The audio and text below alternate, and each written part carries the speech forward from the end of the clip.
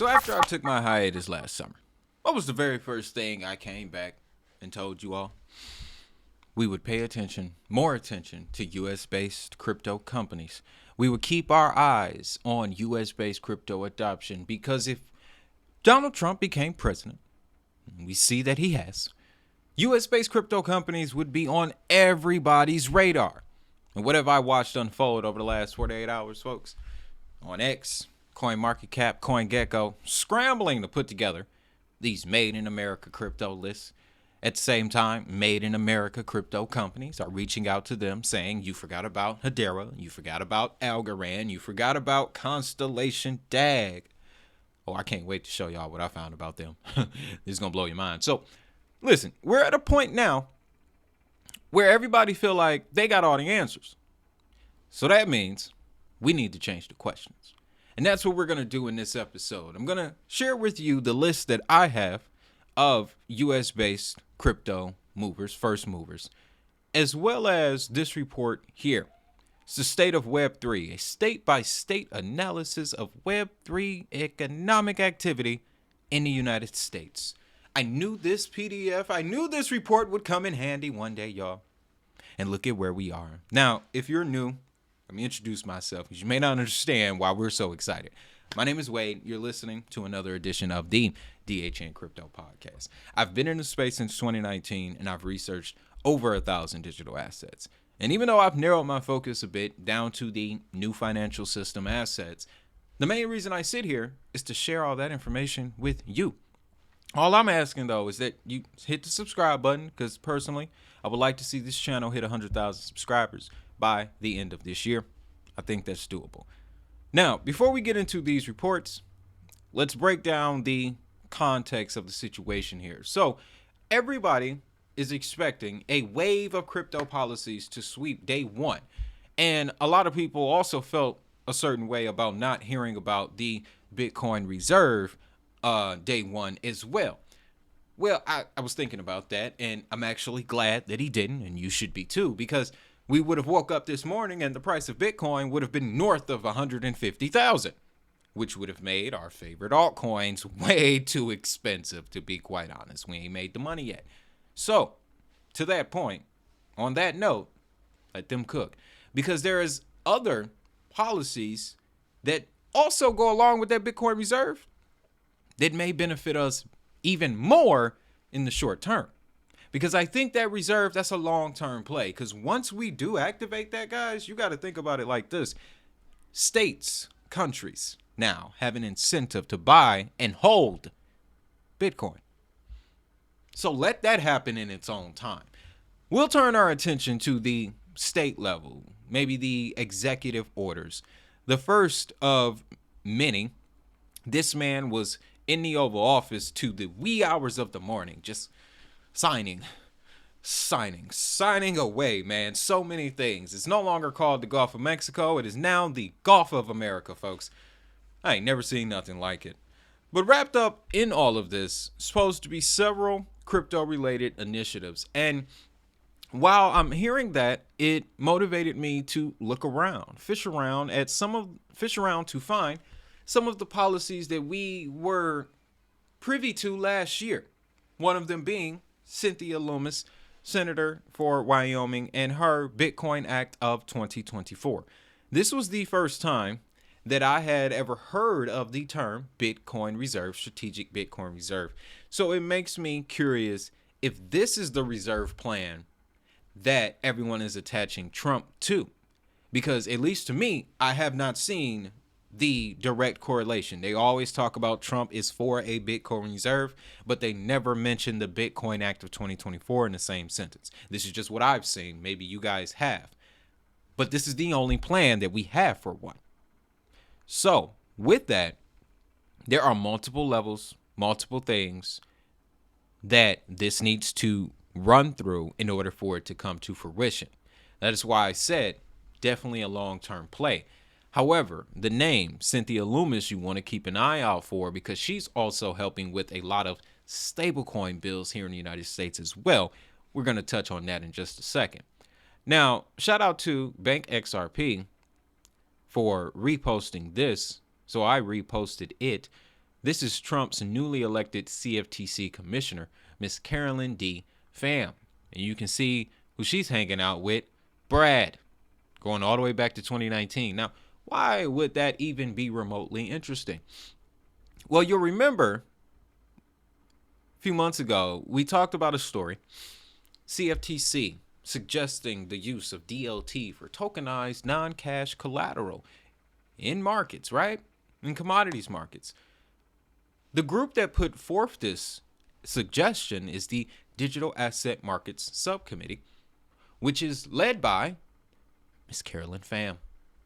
So now, the number one woman who was in charge of the GMAX Digital Asset Market Subcommittee also presented on the progress of its utility tokens work stream. Trump's number one girl when it comes to CFTC activities. That's powerful, guys.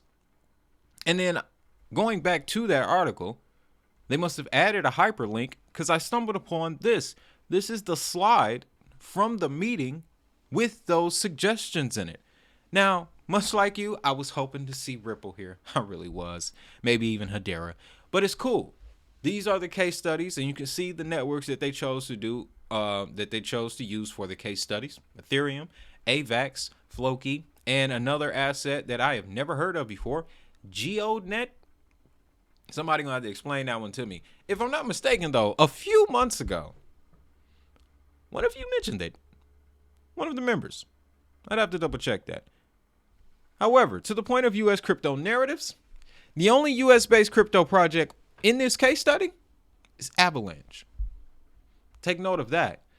Now, got a little bit more for you. So, outside of becoming the first black chair of a Senate standing committee, Mr. Tim Scott laid out his priorities for the 119th Congress. Now, if you don't know how this works, this 119th Congress is a congressional session.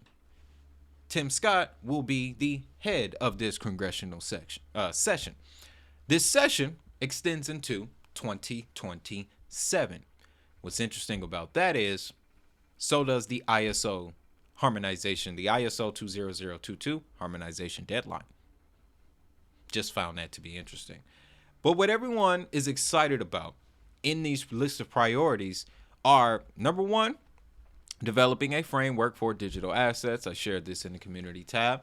They state, moving forward, the committee will work to build a regulatory framework that establishes a tailored pathway for the trading and custody of digital assets that will promote consumer choice, education, and protection, and ensure compliance with any appropriate Bank Secrecy Act requirements. The committee will also foster an open-minded environment for new, innovative financial technologies and digital asset products like stable coins to promote financial inclusivity. Now, when you scroll above that, there's another portion here, increasing access to capital, where they talk about empowering Main Street in America Act. I haven't heard of that, but the gist of it seems that they will promote and develop policies that increase access to capital for entrepreneurs and small business across the country, not just those in New York and San Fran. The committee will responsibly expand investment opportunities for retail investors and foster market confidence, ensuring Americans from all walks of life will have the understanding and the ability to grow their wealth. The committee will also pursue much-needed reforms to the Securities and Exchange Commission, like those included in the Empowering Main Street in America Act, to make the agency more transparent and accountable to the American taxpayer. I'll be honest with you guys. Things feel different. Like, very different. Watching that inauguration left me with a very good impression of the future of this country, excuse me. I mean, depending on who you ask, but I digress. I feel optimistic about the future because for the first time, and I said this on X, the most beautiful thing about the inauguration was the diversity behind this man. Growing up, all I heard was, don't trust the white man, don't trust the white man, don't trust the white man. Now, as an adult, all I'm seeing is Black man working with white man. White man work with black man. Black man work with white man, work with brown man, work with all men. Like, not to say that it isn't still an issue, but I've seen less of it the older that I get. And I was really surprised when I got into crypto and did not see color at all. So I genuinely believe, folks, we are in a new era. Okay? And Politico is reporting companies like Ripple, Coinbase, Kraken, Robinhood, and Circle have made 7-figure donations to Trump's inaugural committee since Election Day. Now, we're going to touch more on this in just a minute when we look at the networks to cover. But you also have to consider now, with the changing leadership for the Securities and Exchange Commission, how is that going to affect marketing here in the United States? How will that impact staking, which we have seen start to sneak its way back into things, into the conversation? How is that going to change now? So it's all the more important to know which networks to follow. And like I said, for months, we have had our eyes on this change, on this phenomenon. If you follow, you can follow me on coinmarketcap.com. Okay, same name, Wade Teamer, DHN Crypto. Don't expect me to post on there all crazy. What I am finding out is this platform is useful for when I want to share with you a list of crypto assets that I have my eyes on. You can also reach out to me on here and suggest assets of your own that we can watch as a committee, as a community. So I like that about CoinMarketCap. Not much useful for anything else, but you can see my list here, U.S. crypto first movers. And I put this list together by taking what we already knew about these assets and going over to their LinkedIn. Because when you look for a crypto project, Hedera for an example, you get a lot more information about them on LinkedIn than you do on X, particularly their geographic location. Hedera moved to Nevada. They used to be in Texas. I believe Swirls, or now, nope, it's called, what's it called now? Hashgraph? It's just called Hashgraph, right? They're still based in Texas. Hedera, according to LinkedIn, they're out in Las Vegas, Nevada. This is why you need to also include LinkedIn into your research when you're looking at crypto assets, because it is the number one way that I was able to discover where these networks base themselves, which is a conversation that we weren't having in crypto just 2 years ago. Now, this is the list. Well, let me show you the rest of mine here and explain a few more of these assets. Aptos and Sui, they come from the Move Foundation, the Move programming language. All of that is based here in the United States. Avalanche's connections to the United States, I believe, are more so on the university level. The guy that invented that, he did his education here in the United States. Same story with Chainlink. We already know Cardano, Mr. Hoskins, where he got it from. Now, Solana I added here because when you look into their origins, they have a lot of funding from Switzerland. But since then, they have concentrated their efforts here in the United States, which raises up another factor you need to be aware of in this discussion. We will have U.S.-based, made in America, homegrown crypto projects like Stellar Development, Hedera, Ripple, Algorand. And we will also have U.S. crypto companies who are based elsewhere with a heavy influence here in the United States. For example, Solana, Crypto.com, that's the biggest one, and even Binance when they want to lean into the U.S. market. So you have to be aware of those factors as well. The homegrown U.S.-based companies, and then the international companies with strong U.S. influence. This one was mainly focused on assets homegrown here. For example, Render, their parent company is Otoy, their base of operations, Los Angeles, California. Algorand, Silvio Macaulay wrote the code to Algorand, Boston, Massachusetts. I would say Algorand is U.S. based. Gala Games, same story. I think they're Southwest, not necessarily in California, Arizona, something like that. IOTX, another one where you have parts of the organization or parts of representation for IOTX in Singapore, and you have parts of representation for IOTX here in the United States. Their hardware devices, like the Pebble, has a large U.S. market. So that's another example here of an international organization with strong U.S. connections. This is what has been building, too, in the background over the last few years. And then, of course, you have Constellation DAG, right? And Energy Web Token. Sad story there, that Energy Web Token, but we'll get to it later. So now let me share with you CoinMarketCap's list. And I'm telling you, questions right away.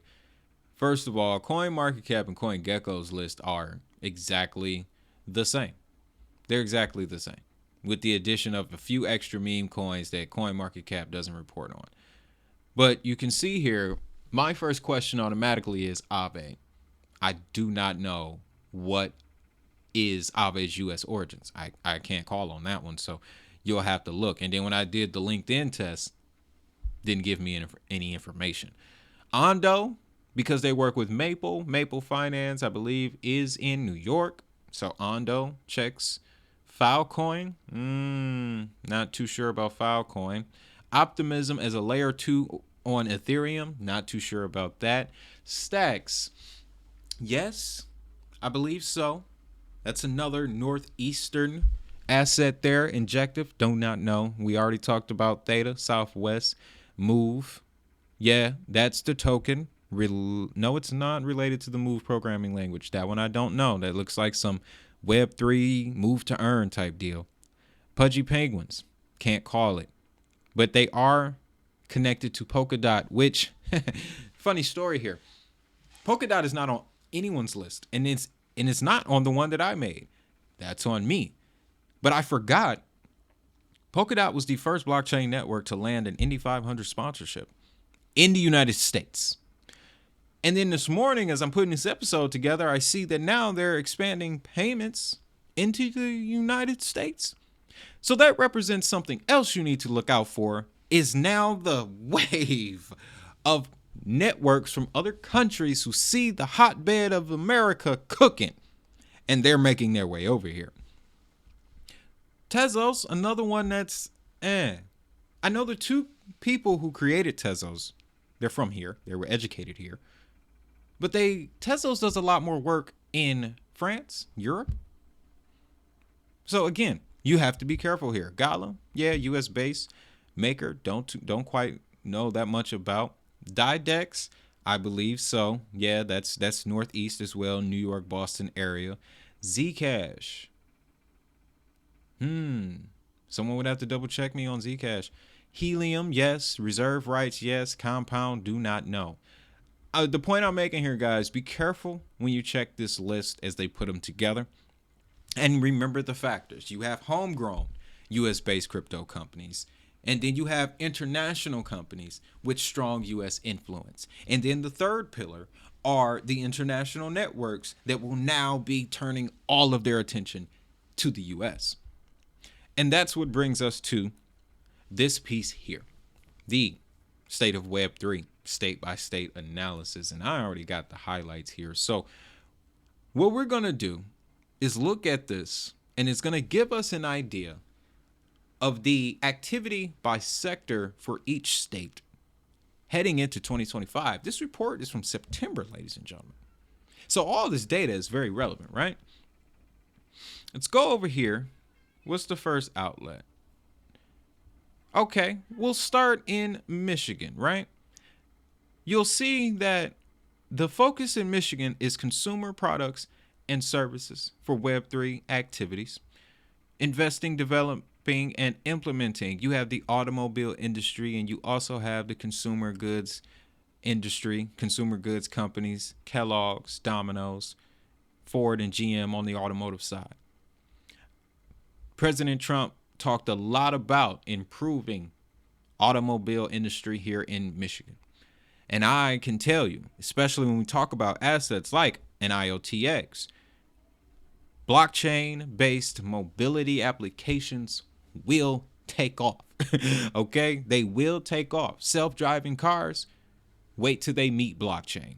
That's what I'm getting at here. Now, that's why it took me to the bottom. Okay. Let's go back up to the top here. Where are we at? New York. Okay. I want to show you this. So when it comes to New York, financial mecca, of course, number one is financial services. Investing, developing, implementing, huge names here. All right. What I'm more surprised about is Warner Brothers Discovery and Paramount. What y'all looking to do? What y'all trying to do in blockchain? Interesting, right? But even more impactful, let me zoom in on this one, folks. Summary of work being developed with federal funding. They already got it.